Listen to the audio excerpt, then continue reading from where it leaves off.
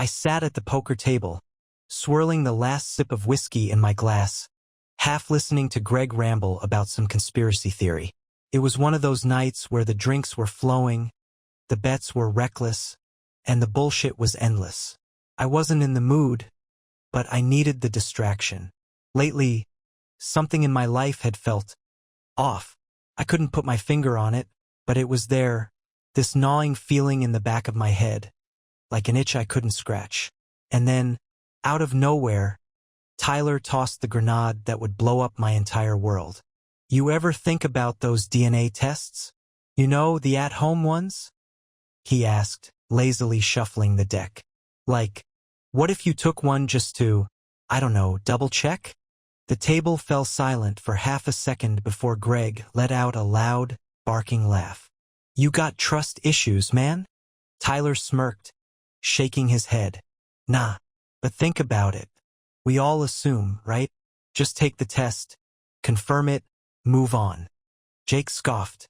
Dude, that's some insecure crap. Is it? Tyler shot back. Or is it just logic? That's when Marcus leaned in, always the instigator. All right, let's make it a game. 5 of us. We all do it. We all check. And just to make it interesting, he grinned, flicking a poker chip across the table.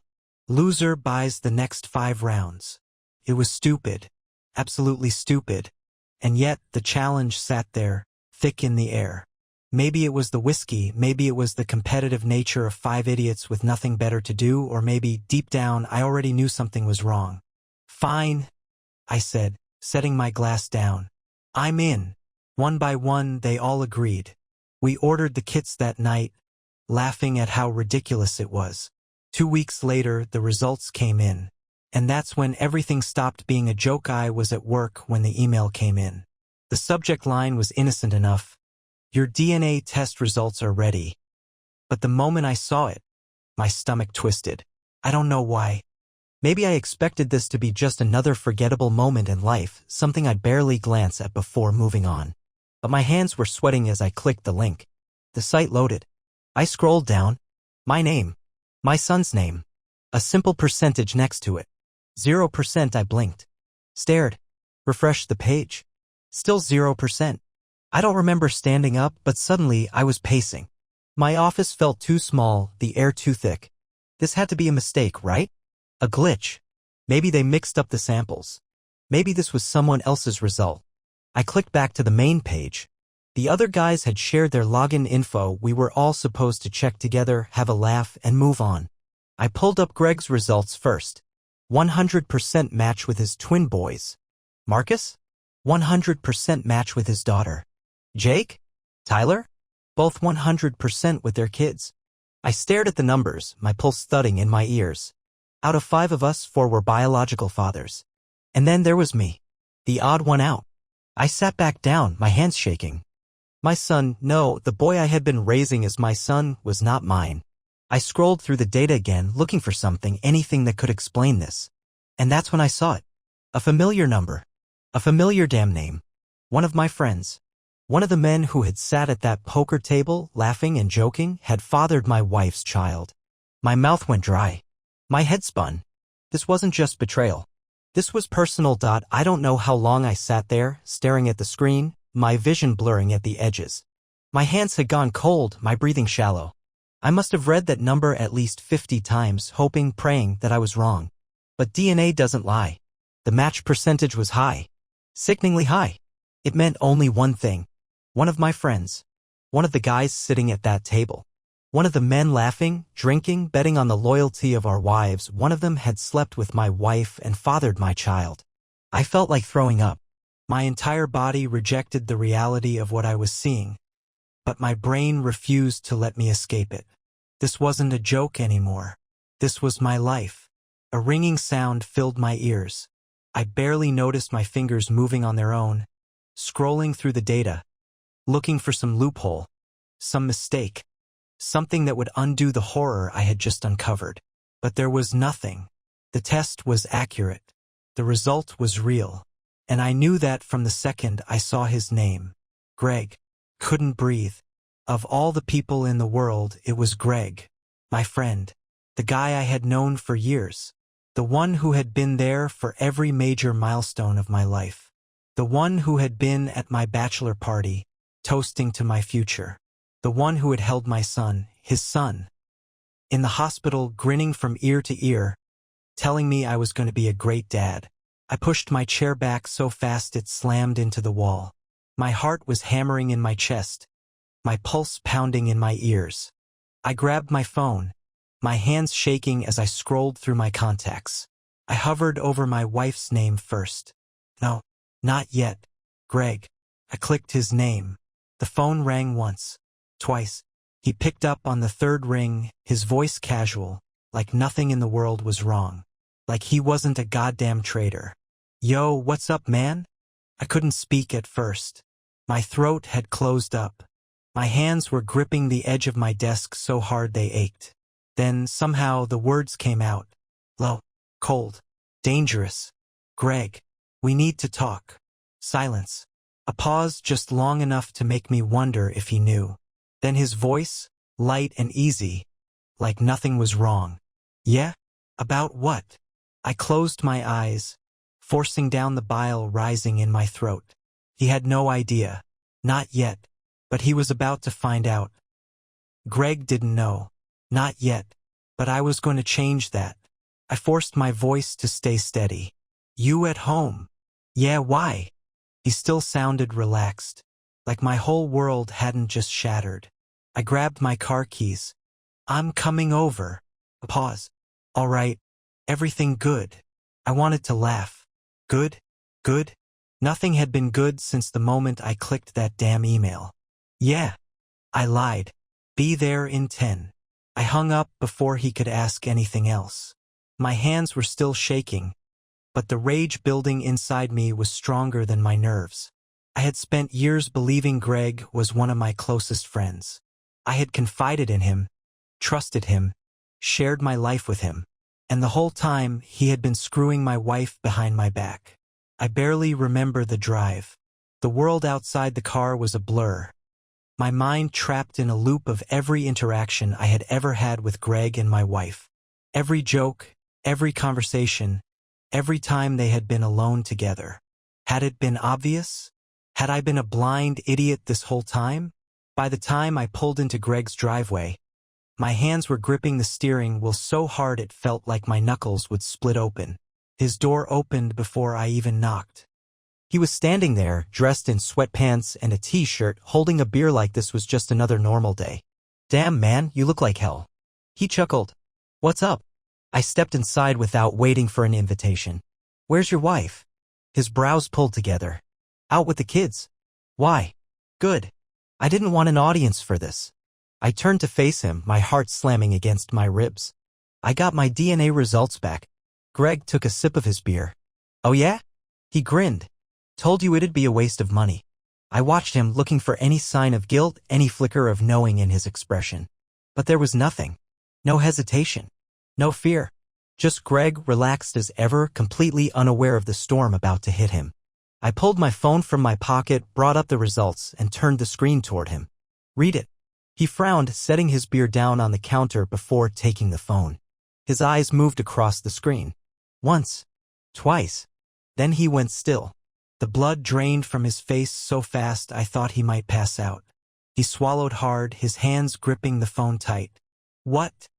His voice was barely a whisper. What the hell is this? I stepped closer. You tell me. Greg looked up at me, his eyes wide. Panicked. This has to be wrong.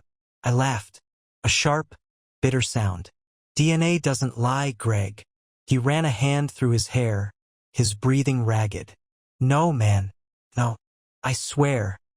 I never. He cut himself off, shaking his head. This doesn't make sense. I wanted to believe him. I wanted him to look me in the eye and tell me this was all some sick mistake. That my wife hadn't been screwing my best friend. That my son was really my son. But Greg couldn't say that. Because he knew. And now so did I. He took a step back, shaking his head. Man, I wouldn't. I grabbed the front of his shirt and shoved him back against the counter so fast his beer tipped over. spilling across the surface. His eyes snapped up to mine, filled with something I couldn't quite name. Guilt? Fear? Shame? Maybe all three. Tell me the truth. My voice was shaking, but it wasn't from sadness anymore. It was from rage. Years of rage, years of betrayal I hadn't even known I was living with. Did you sleep with her? Greg's mouth opened, then closed. His chest rose and fell with unsteady breaths. Tell me the truth, Greg. I shouted, slamming him harder against the counter. His hands came up, palms out. His voice cracked. I don't know, man. I let go of him, my whole body vibrating with anger. You don't know. My laugh was hollow. That's your excuse? You don't know. Greg wiped a hand down his face, looking everywhere but at me. I was drunk. I don't remember. It was a long time ago, okay? If something happened, I didn't know she was pregnant. I stared at him, my vision tunneling. If something happened? My voice was ice. You don't remember if you slept with my wife? Greg exhaled shakily. I swear, the front door swung open. And there she was. My wife. Her eyes landed on the two of us, me standing in front of Greg, my hands clenched into fists, Greg, pale as a ghost, guilt written all over his face. Her purse slipped from her shoulder, hitting the floor with a dull thud. She knew. She knew exactly why I was here. And that's when she smiled. Not a nervous smile. Not an apologetic one. A smirk. Like she had just won a game I didn't even know I was playing. For a moment, none of us spoke. The only sound was the steady drip, drip, drip of Greg's spilled beer hitting the floor. My heart was pounding so hard it felt like my ribs might crack. Greg looked like he wanted to disappear. My wife? She looked entertained.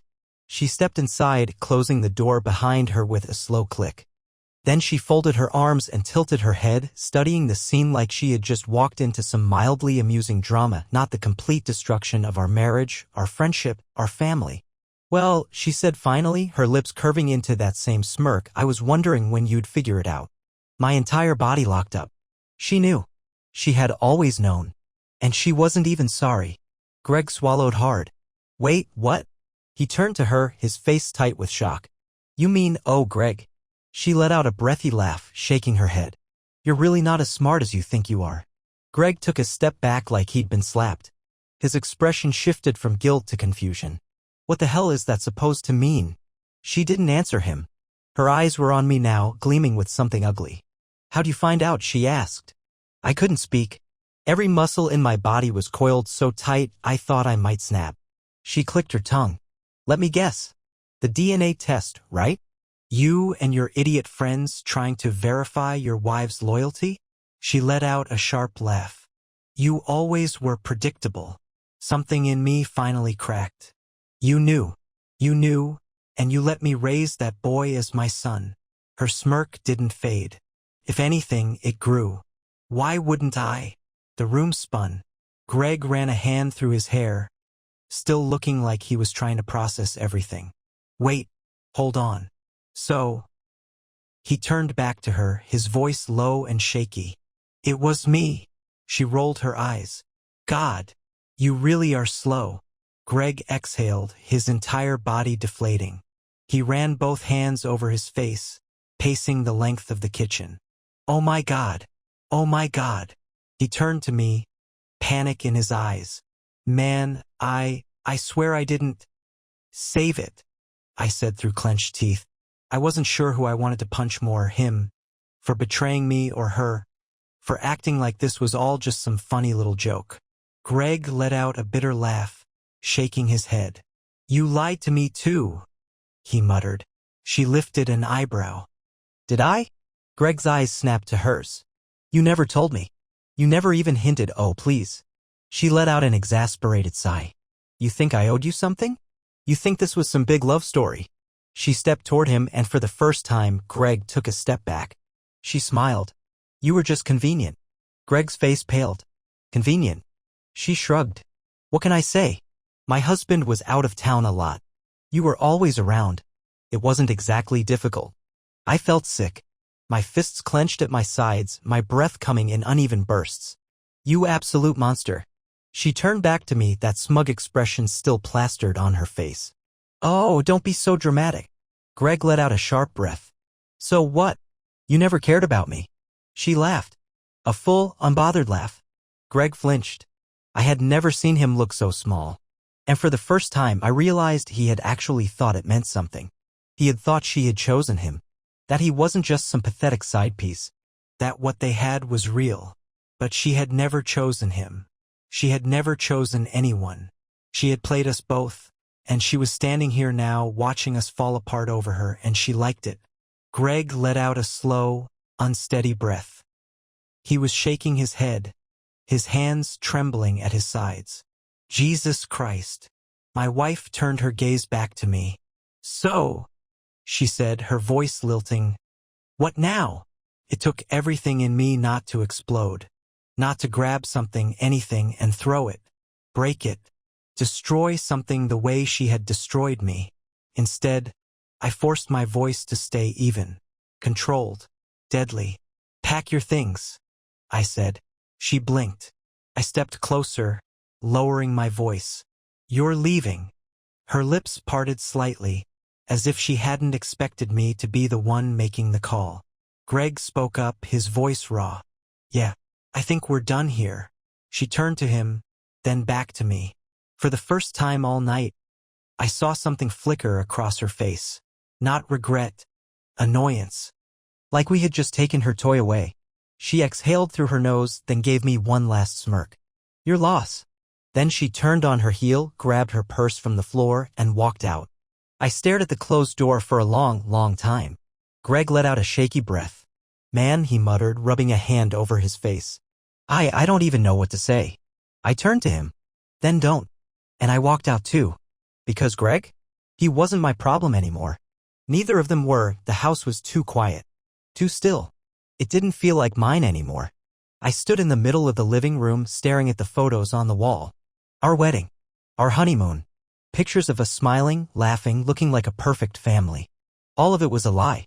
I reached out, grabbed the nearest frame, and ripped it off the wall. The sound of shattering glass was sharp in the silence, but it wasn't enough. It didn't fix anything. I grabbed another one. Then another. One by one, I tore them down, letting the frames smash against the hardwood floor. I didn't stop until the walls were empty, until my hands were trembling and my chest was heaving. I should have felt relief. Or closure. Something. But all I felt was rage. I ran a hand down my face, exhaling slowly. What now? Divorce was obvious. That wasn't even a question. My marriage was dead. Hell, maybe it had been dead for years and I had just been too blind to see it. But my son. I squeezed my eyes shut, my stomach twisting. Was he even my son anymore? The answer was painful. No. Biologically, legally maybe. But he wasn't mine. Not really. He was Greg's. And suddenly I realized something.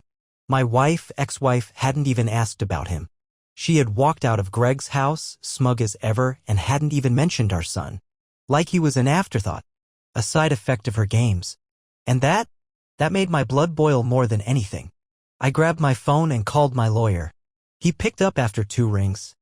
Hey, man. What's up? I need a divorce lawyer, I said, my voice flat. A pause. Then shit. Yeah, I muttered.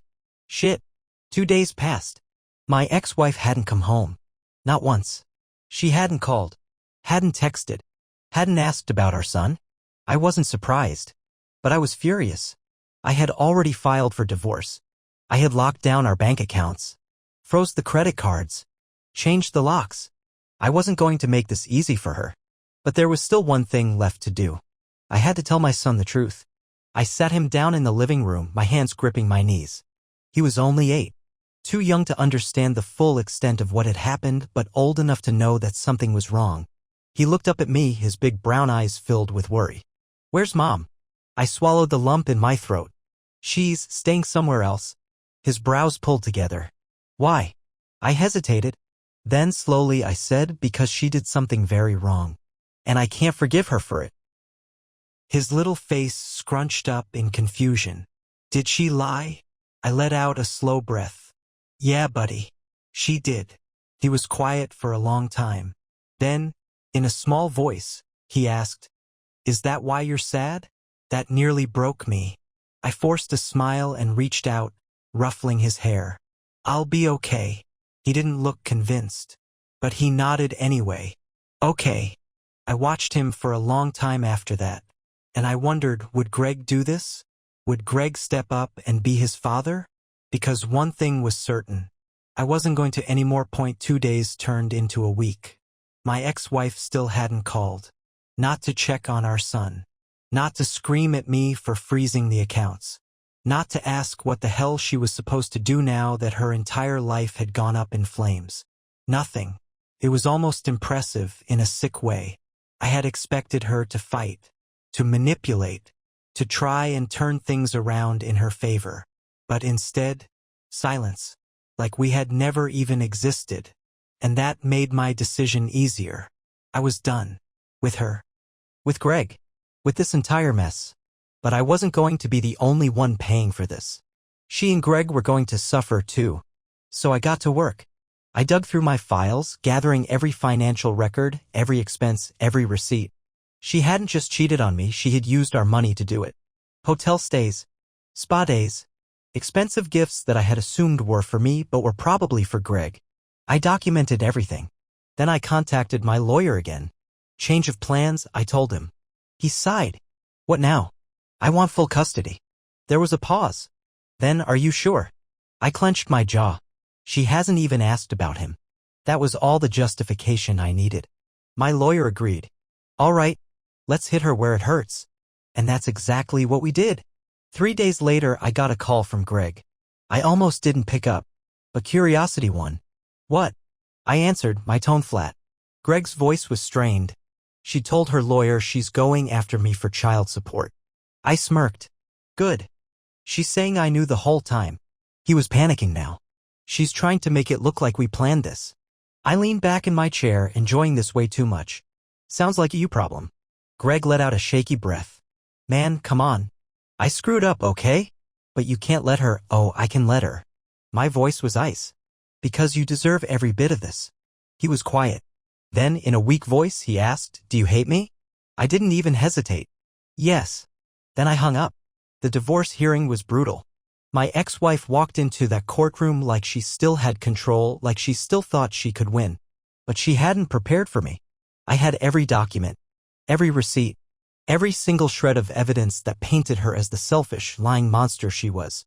She tried to argue. She tried to twist the story. But the judge saw right through her. The final ruling? I got full custody. She got nothing. No house. No spousal support.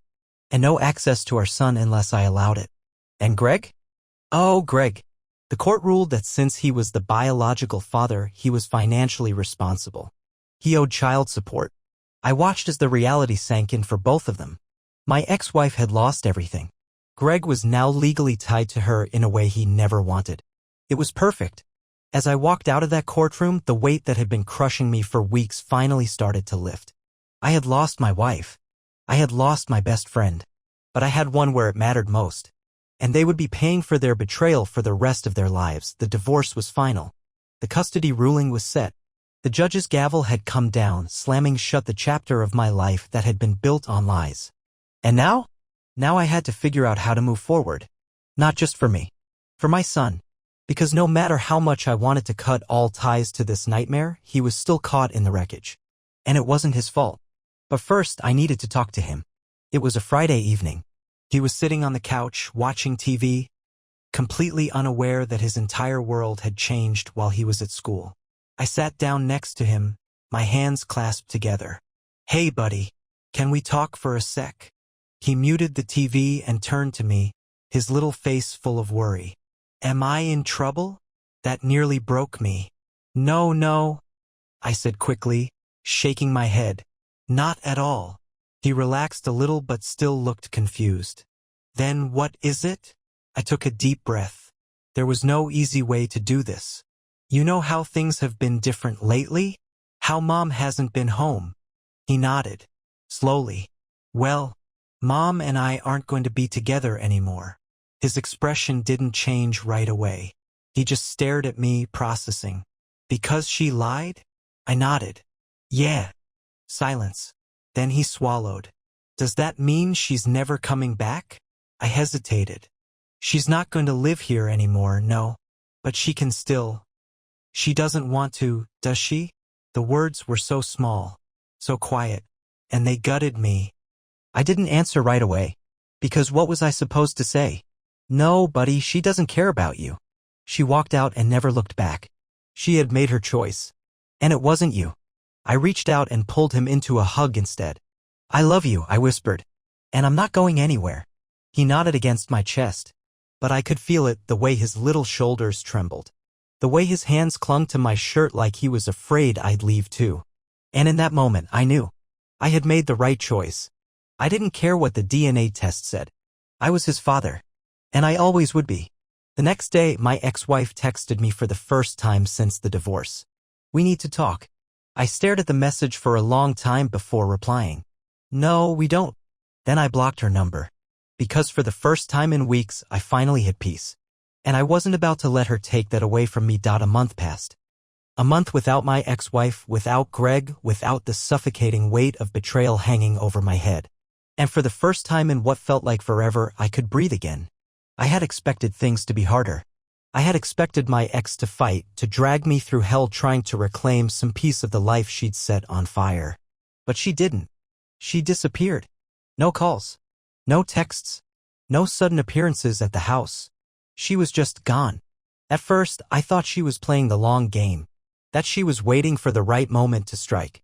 But as the weeks rolled by, I realized the truth: she never cared in the first place. Not about me. Not about our son. Not about anyone but herself. And that should have made me angry. But it didn't. Because now I knew that I had spent years loving a woman who wasn't capable of loving anyone back. And that wasn't my burden to carry anymore. Greg, on the other hand, was not handling things well. I heard it from mutual friends. How he was spiraling. How he had lost weight, looked like hell, stopped showing up to things. How his wife had left him the moment the court ruling came down and she found out the truth. He had lost everything. His marriage. His family. His reputation. And the best part? The son he had fathered, the child that had cost me my marriage, wanted nothing to do with him. Greg had reached out, of course. Tried to call. Tried to show up at school, at soccer practice.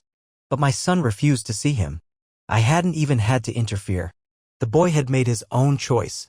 Because no matter what the DNA said, Greg was nothing to him. And that was the real punishment. Not the child support. Not the legal fees. The fact that Greg had lost the only thing that should have mattered. And he would have to live with that for the rest of his life. One night, about a month and a half after everything had gone down, I was sitting on the back porch, a beer in my hand, watching the sky turn dark. My son was inside, asleep. Safe. Happy. And me? For the first time since this whole nightmare started, I felt free. The house was mine now. The life I was building was mine. And I wasn't looking back. I picked up my phone, scrolling through my contacts until I reached Greg's name. I hadn't spoken to him since the day I told him I hated him. But now, looking at his name on my screen, I felt nothing. No anger. No bitterness. No need for revenge. Just nothing. And that meant I had won. I deleted his number. Then I took a deep breath, leaned back in my chair, and let the past go. The final piece of my old life disappeared on a cold Saturday morning. I was cleaning out the garage when I found it. A single, forgotten box shoved into the corner, covered in dust. I hadn't noticed it before. Or maybe I had ignored it, unwilling to face whatever ghosts were inside. But now I was ready. I pulled it down, placed it on the floor, and opened the lid. Inside were all the remnants of my past life. Old love letters. Anniversary cards. A dried bouquet from our wedding day. The little notes she used to leave in my lunchbox when we were still stupid kids in love, back when I thought she was the best thing that had ever happened to me. Lies. Every last one of them. I picked up a photograph, the two of us on vacation, standing on a beach, arms wrapped around each other. We looked so happy. And maybe we were. But only because I didn't know the truth. I stared at it for a long moment. Then I ripped it in half. I tore through the rest of the box like a man possessed. Every letter. Every photo. Every memory that once held meaning. Gone. By the time I was done, there was nothing left but scraps. I scooped them up, dumped them in the fire pit in the backyard, and watched the flames turn my past to ash. And as the last bit of paper curled into embers, I felt something settle inside me. Relief. Because I wasn't just burning old photographs. I was burning the last pieces of the man I used to be. The man who had ignored the red flags, who had trusted too easily, who had believed in someone who never deserved it. That man was gone. And in his place, a man who had survived. A man who had built something new. Later that night, my son climbed onto the couch beside me, a book in his hands. He held it out. "Will you read to me?" I smiled. "Of course, buddy." He curled up next to me as I opened the book. His head rested against my arm, his breathing slow and steady. He was safe. He was happy. And he was mine. No DNA test could ever change that. As I read to him, I realized something. I had spent so much time focusing on what I had lost. But in the end, I had gained more. A fresh start. A life free of lies. A son who still needed me. And as I turned the page, I knew this was only the beginning.